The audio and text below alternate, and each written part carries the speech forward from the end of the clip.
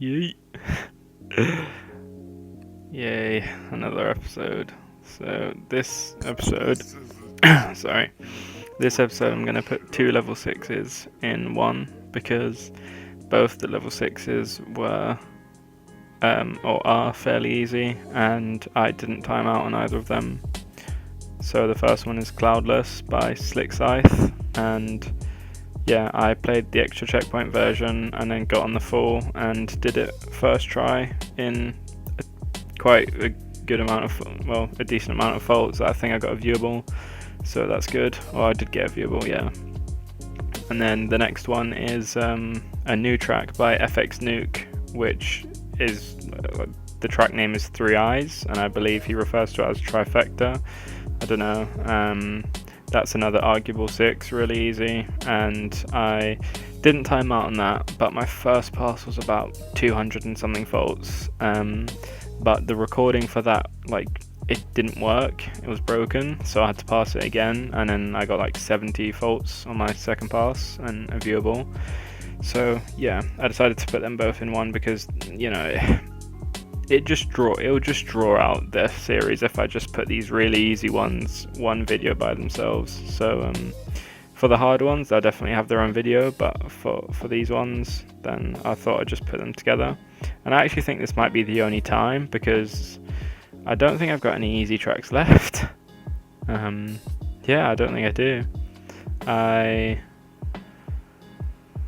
Trying to think. Yeah, no, I think all the tracks left are actually pretty difficult, so I think this may be the only time I'm going to do it. Probably should have did it before on like both Roknafap and, I don't know, whatever other easy 6 I passed. But yeah, so that's why there's 2 6s on this video, because they're both easy. Or at least to me they are. And yeah, like I said, it's going to get harder. So I don't really know what to talk about anymore. So I'm open to suggestions. I want you guys to comment and want you guys to tell me what I should talk about. If you have any sort of, I don't know, ideas or any sort of recommendations or any preferences or anything you want me to address or give my opinion on as like a top player or as just a player of the game. So I guess I'm gonna have to make something up on the spot right now. I know what I'll talk about. I'll talk about what I enjoy watching in terms of trials. So something I enjoy quite a lot is I enjoy watching low faults, obviously, and it's just because like passing hard tracks to me is like not alien. It's something I do. I'm the type of rider I am. I pass hard tracks. I can low fault, and I've proven that by zero faulting Sylvanas and other 4s, but I am a hard track passer, and that's where a lot of my skill is dedicated to. I don't spend a lot of time low faulting, and I think that's why I enjoy watching low faulting a lot more, and that's why I value it sort of. I wouldn't say I don't want to say I value it more, but it's certainly more impressive. And one of the players who I don't want to say I overrate, because I do think they are good, but a player I hold quite high is Zach. He's passed Sumrak, which is a level 7, and so he's proven he can pass hard tracks by doing that. And he's also zero faulted and low faulted some outrageously inconsistent and faultable tracks. And just by doing that just impresses me beyond another level. It's just instant, yep, this guy is insane at the game. And so when I see Zach zero fault Way of the Machine Ninja or zero fault Ice Climb Ninja, when I see him do that, it just sort of triggers some sort of thing in my brain that's like, oh my god, this is amazing. And I think it's just because I can't imagine myself doing that. I can't imagine the time it takes to get comfortable on a track like that and zero fault it. So that's why I value that really highly.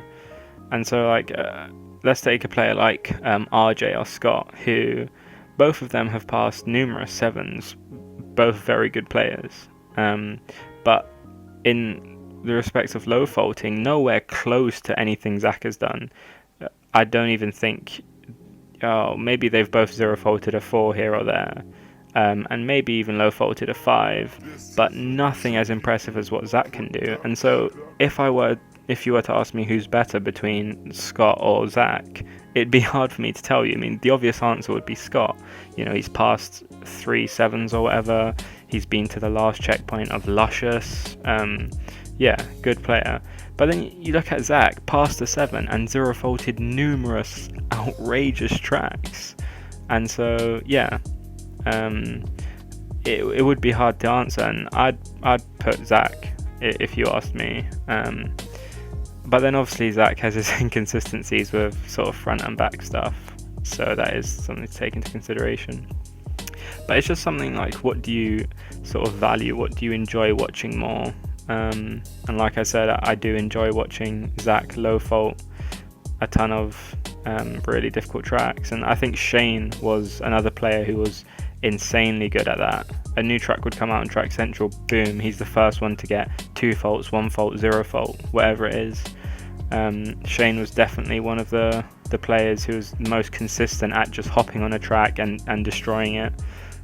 Yeah, definitely one of the best players of all time, and one of the greatest of all time. Yeah, Shayne is just insanely good at the game.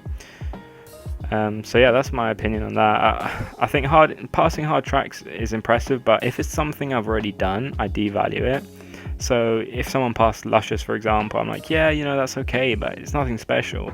But then if someone goes on like 0 faults flipping 0 faults like Squish Creek, which I've been trying, then I'm just gonna be like, shit, you know, fuck me, you're insane.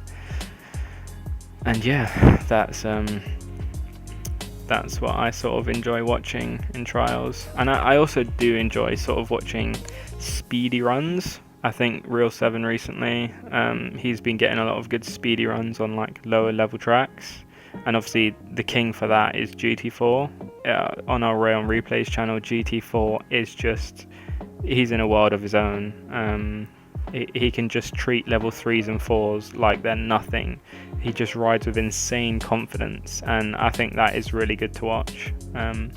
As like a top player, it does get hard, like it is hard to be entertained. Not many players sort of entertain me. But GT4 is definitely one of them where, you know, I can watch him all day and appreciate how good he actually is. So yeah, GT4 is just a beast, man. Nautical is also one of those players, same as Malik. The first time I got an Xbox and played sort of multiplayer with all these players, I was just sort of amazed how good they actually are. It's so consistent, passing 5s, 6s in multiplayer. You know, it's absolutely insane. And it also does make you realize how good you are. Like, I couldn't really compare myself to them. And then when I came onto Xbox, we played multiplayer, and I was passing 5s and passing 6s in multiplayer with GT4 and Malik and Nautical. So, yeah. The video's ending now, so I'll stop talking.